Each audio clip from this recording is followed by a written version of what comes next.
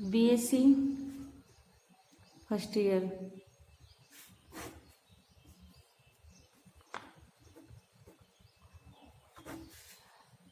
कल हमने पढ़ लिया था कार्तीय, पढ़ रहे थे चैप्टर नंबर 9 स्टार्ट कर रहे थे कि कार्तीय वक्र की अनुरेखण की प्रक्रिया।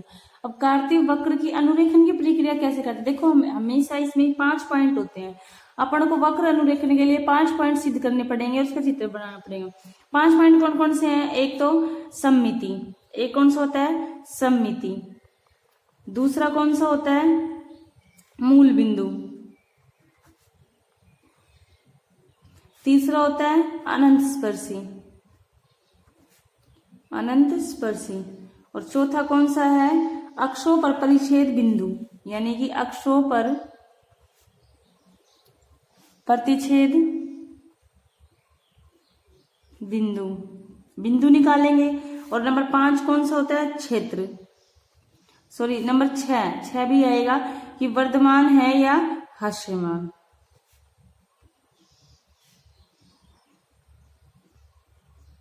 ठीक है, ये 5 बिंदु सिद्ध करेंगे। एक भी कोई भी क्वेश्चन दे दिया, एक्स वाई में दे दिया या आर थीटा में दे दिया तो, लेकिन सममिति कैसे देखेंगे अपन? सब कुछ बताऊंगे कि सममिति कैसे देखेंगे। तो सममिति में अपन लिखेंगे कि सममिति में कई प्रकार से करेंगे अपन कि वक्र की नियमों से क्या। नंबर 1 कि सममिति एक्स अक्ष के परितः सममिति। जब एक्स अक्ष के क्या हो? परितः सममिति। कैसे निकालेंगे इसमें एक्स अक्ष के परितः सममिति? कि यदि वक्र के समीकरण में लिखेंगे अपन कि यदि वक्र के समीकरण में y की घातें, y की सभी घातें क्या हो? सम हो, तो वक्र x अक्ष के परितः सममित होता है। जैसे एग्जाम्पल के तौर पे लिख देंगे, जैसे वाई स्क्वायर पर वाले होता है ना, वाई स्क्वायर 4ax, तो ये क्या हो गया? एक्स अक्ष के सममित। अब देखो ये उल्टा है कि एक्स अक्ष के परितः सममित कब होगा? जब y की घातें सम होती है। जैसे वाई स्क्वायर ये हो गया एक्स अक्ष के परितः सममित। ठीक है, ऐसे ही अपन दूसरा लेंगे। दूसरा क्या हो गया? y अक्ष के सापेक्ष, y अक्ष के परितः सममिति। और y अक्ष के परितः लेंगे तो y अक्ष में क्या जाएगा? उल्टा जाएगा कि x की सभी घातें क्या होना चाहिए? ये वक्र के समीकरण में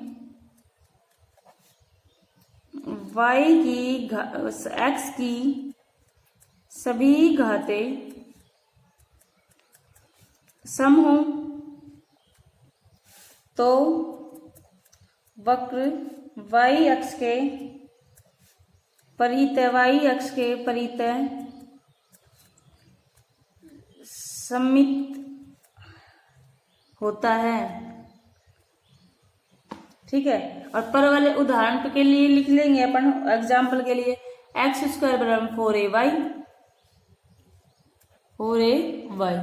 ठीक है, ये हो गया y अक्ष के परितः। और लेकिन जब मूल बिंदु से गुजरती है, यानी कि C जब लेंगे, पॉइंट क्या है? y बराबर x अक्ष के परितः सममित।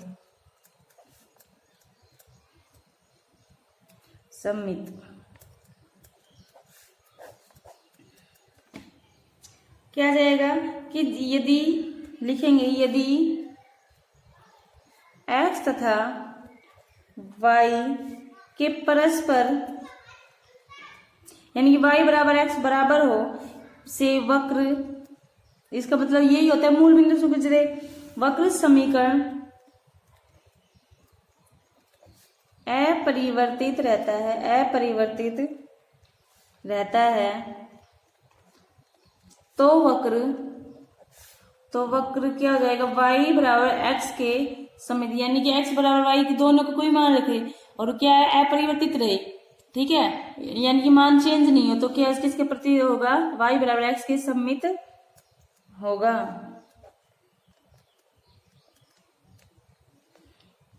डी कौन सा है, डी दूसरा पॉइंट देखते हैं, डी निकालते हैं। तो डी में क्या है, y बराबर माइनस एक्स, कि जब दोनों का मान क्या है, दोनों के एक दूसरे के विपरीतों के परितः सममिति, या फिर x बराबर y माइनस वाई, या फिर y बराबर सममिति। क्या जाएगा इसमें, x के स्थान पर लिखेंगे, यदि x के स्थान पर माइनस वाई तथा y के उल्टा रख देना, y के स्थान पर माइनस एक्स रखने पर वक्र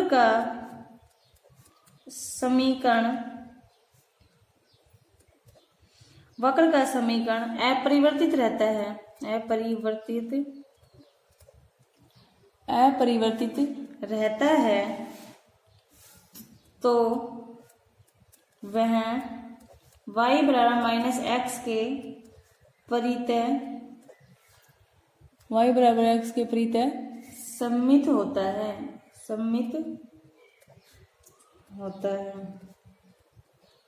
सॉरी इसका एग्जाम्पल नहीं लिखा था ना, इसका एग्जाम्पल क्या हो जाएगा, जैसे एक्स क्यूब प्लस में वाई क्यूब प्लस में इक्वल्स टू में 3aXy, इसमें बराबर ही है मान, ये बराबर मान निकलेंगे, जो इसका y बराबर एक्स रख दे या x बराबर वाई रख दे।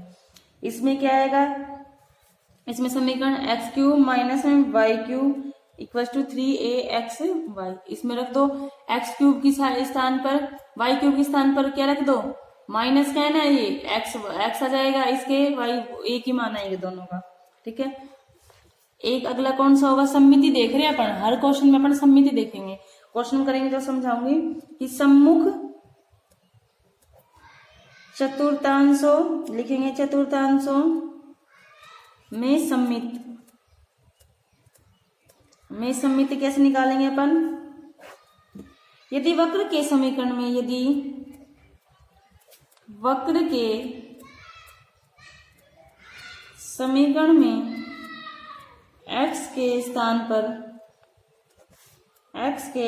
पर माइनस एक्स तथा y के स्थान पर माइनस वाई रखने पर वक्र का समीकरण इसमें तो y के स्थान पर माइनस एक्स, लेकिन इसमें x के स्थान पर माइनस एक्स और y के स्थान पर माइनस एक्स रखने पर अपरिवर्तित हो, समीकरण क्या हो, अपरिवर्तित हो, तो वह सम्मुख चतुर्थांशों में सम्मित होता है, ठीक है। ये तो हो गया सम्मित निकालने की। अब निकालते हैं अपन मूल बिंदु। अब निकालते हैं मूल बिंदु में क्या निकालेंगे, सबसे पहले क्या लिखेंगे मूल बिंदु में, कि वक्र के समीकरण में लिखेंगे कि वक्र के समीकरण में कोई क्या हो, अचर पद, कोई अचर पद न हो, तो कोई भी अचर पद न हो तो क्या लिखेंगे, वक्र क्या हो जाएगी, मूल बिंदु से होकर गुजरता है तथा न्यूनतम घात वाले को, इसके बाद क्या करेंगे, न्यूनतम घात वाले जो चर होंगे ना, न्यूनतम घात वाले पदों को शून्य के बराबर रख देंगे, शून्य के बराबर, जीरो के बराबर रखेंगे, फिर शून्य के बराबर रखने पर मूल बिंदु स्पर्श रेखाओं का समीकरण ज्ञात करेंगे, स्पर्श रेखाओं पर क्या ज्ञात करेंगे, स्पर्श रेखा का समीकरण प्राप्त करते हैं और देखते हैं इसकी प्रकृति कैसे होती है। जैसे नोड प्रकृति में क्या निकालेंगे, जैसे नोड या उभयार्ग या वियुक्त बिंदु,